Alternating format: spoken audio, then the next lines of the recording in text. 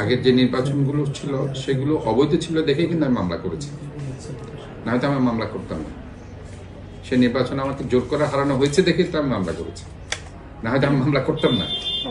তো কাজেই আমি মনে করি যে সমস্ত মানুষের উপস্থিতিতে উৎসবমুখর পরিবেশ আমার ভোট আমি দেব, যাকে খুশি তাকে দেব। যে নির্বাচনটি আমি দেখেছি আফটার লং টাইম, লাস্ট 12 ফেব্রুয়ারি, যে নির্বাচনের মধ্যে দিয়ে ইনশাল্লাহ বিএনপি ক্ষমতা এসেছে।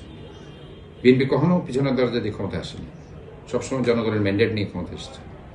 তা আমি মনে করি বিএনপির একজন প্রাক্তন সভাপতি হিসাবে এই দলের যিনি প্রতিষ্ঠাতা শহীদ জিয়াউর রহমান এবং দেশনেত্রী বেগম খালেদা জিয়া, বর্তমান দেশনায়ক তারেক রহমান, ওনারাও কিন্তু চাই যে কোনো নির্বাচন সুন্দর হোক, গ্রহণযোগ্য হোক, সুষ্ঠু হোক, জনমুখী হোক, ক্রেডিবল হোক, ফেয়ার, ফ্রি অ্যান্ড ট্রান্সপারেন্ট হোক। এবং এই ধরনের এই নির্বাচনের মধ্যে দিয়ে ইনশাল্লাহ আমি চাই যে আগামীতে মেয়র নির্বাচনে আমি জনগণের ম্যান্ডেট নিয়ে যাতে মেয়র হিসাবে জনগণের সেবা করতে পারি। Vision QLED Google TV, where colors come alive. স্থানীয় সরকার নির্বাচনটা কেন জরুরি সেটি হচ্ছে জনগণকে প্রকৃত সেবা, ইনফ্যাক্ট লোকাল কাউন্সিলররা যদি না থাকে তাহলে দেওয়াটা আসলে খুব কঠিন।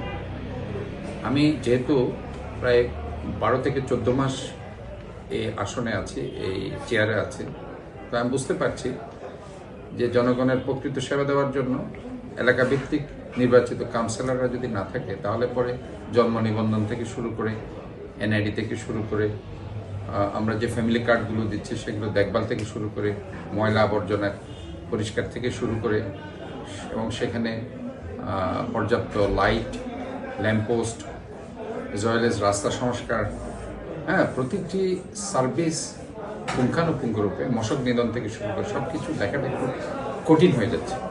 আমি একা মানুষ, আমি বুঝতে পারছি যে কি পরিমাণ কঠিন সময় আমি পার করছি। আমি পুরা চট্টগ্রাম শহর আমাকে ঘুরতে হচ্ছে এবং সকাল থেকে রাত অবধি আমাকে এই কাজগুলো দেখভাল করতে হচ্ছে। কাজে আমি মনে করি যে এটা আমার জন্য একটা কঠিন জব। সেজন্য ইনফ্যাক্ট আমি যদি চাই অ্যাকর্ডিং টু কোর্ট অর্ডার, আমি চাইলে আরও 4 বছর থাকতে পারবো ইনশাল্লাহ। আমার অর্ডারটা ঠিক এইভাবে আছে এবং আমার ওথটা কিন্তু আমি ঠিক 1 বছর আগেই নিয়েছি। কাজে আরও 4 বছর আমার মেয়াদ আছে। কিন্তু আমি চাই যে 23শে ফেব্রুয়ারি যে মেয়াদটা আমার আছে সেই মেয়াদের পরে অবশ্যই যাতে চট্টগ্রাম নয়, শুধু সারা বাংলাদেশে যেহেতু প্রশাসক আছে প্রতিটা সিটিতে, প্রতিটি শহরে নির্বাচনটা হওয়া উচিত বলে আমি মনে করি। কারণ এটা শুধুমাত্র